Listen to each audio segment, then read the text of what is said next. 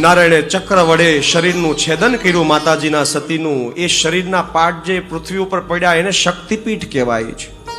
અંબાજી નામનું શક્તિપીઠ, ત્યાં હૃદયનો ભાગ છે. અલગ અલગ શક્તિપીઠો થયા. ચોટલો પડ્યો ચોટીલામાં, પછી જમણા પગનો અંગૂઠો પડ્યો કલકત્તામાં.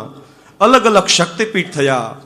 પણ આ ભગવાનની લીલા, જે આપણા શરીરમાં કામ, ક્રોધ, લોભ, મત્સર, માયા બધું દૂર કરવા માટેનું આ શિવ ચરિત્ર છે. પછી બધા મનાવા જાય છે શિવજીને. બ્રહ્માજી કહે કે આમનામ સૃષ્ટિ નહીં ચાલે. બ્રહ્માજી બધા દેવતાઓ જાય છે, સ્તુતિ કરે છે મહાદેવની. મહાદેવને પ્રાર્થના કરે છે કે તમે હવે આ યજ્ઞ પૂર્ણ કરો.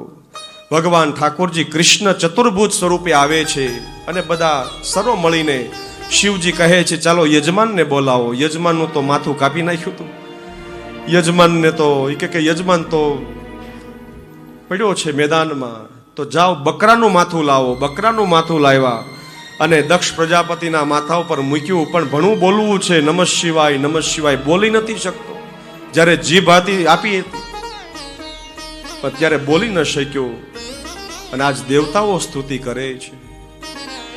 શિવ કૈલાસો કે રાજા दो हजारों के राजा शंकर संकट हरनारा ओ भोले बाबा शंकर संकट